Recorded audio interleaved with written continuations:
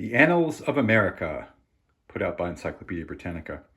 There are actually 20 volumes of these. Actually, I think there might even be 21 in a more recent edition. Mine only goes to 20. And then it has this extra book with sort of, they call an introduction, where you can sort of look up what's in each of the other volumes.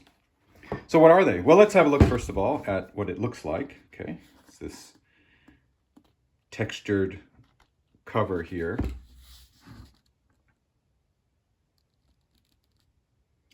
And then each one tells you something about the gist of it.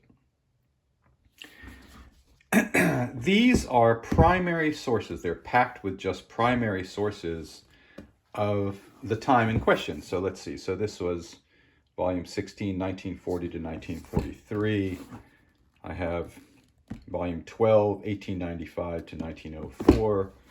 What's this one? Volume 10, 1866 to 1883. This is just after the Civil War. Well, let's just have a look. What does the table of contents tell us?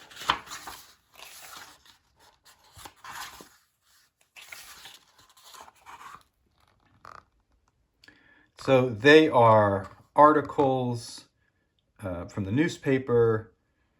They are the occasional published letter, but all from people actually in the time. So there's nothing, very little written in modern day about the time. These are actual primary sources. So you can go through, I don't know, we can just sort of click through here. Okay, here's one. Francis Parkman, The Diffusion of Education and the Degradation of Culture. Okay. So this is published in Nation, and it is, well, it is, that's what it is. It's written about, it's this person's take on the diffusion of education. Here we have an article by that was printed in the New York Times, written by Red Cloud, about, that's an Indian chief, written about Indian rights. So this is written in 1870 by this guy. And pretty fascinating stuff. I haven't read them all. So here's Samuel Clemens, i.e. Mark Twain.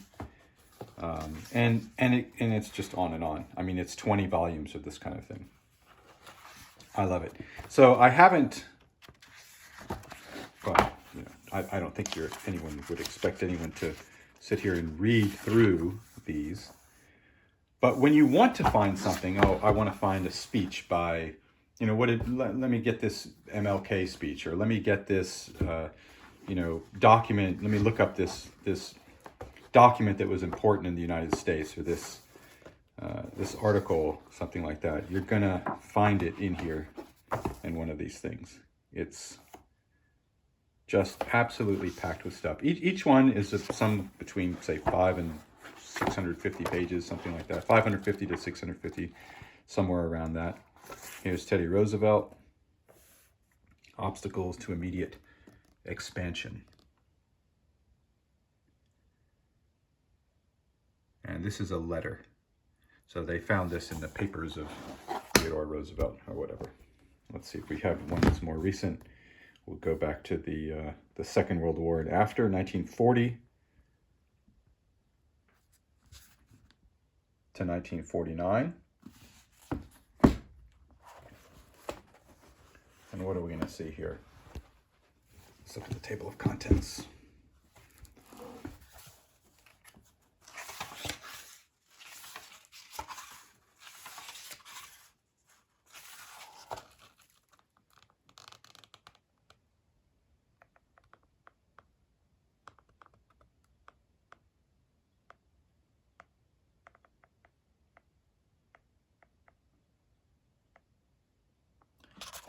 Show these without much comment. You can see who the writers are. I'm glad they got Woody Guthrie in there. It's not just all the same kind of voices. There's Robert Frost.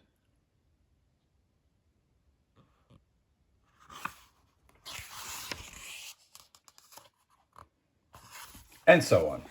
They're not that exciting to make a video out of. They do all have pictures throughout, those that were around when you could take photos.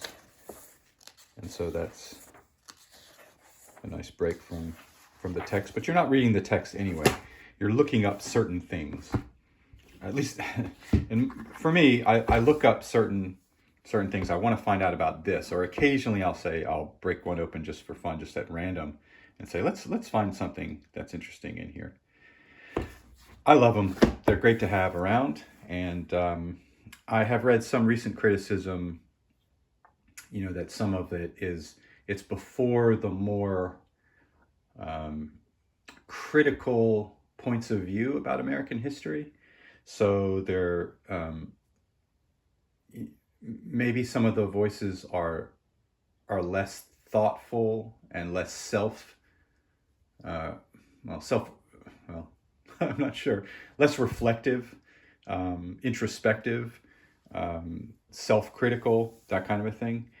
And I have to admit that I haven't really thought in those terms and thought about that as I was looking through these items. So I can't really say one way or another, but I'm sure that more modern books would have some more self-criticism than these do. But as you saw, they did print some things from an American Indian, and they printed some things about the black civil rights and that kind of a thing. So I'm not exactly sure. I haven't looked into it deeply. In any case, just looking at it forgetting about did they make the right selections or not, I don't know. But 20 volumes to 21 volumes in the newer thing, I think, of primary sources, all about through the history of the United States from Columbus on. It's an incredible resource. Okay, that's it. The Annals of America.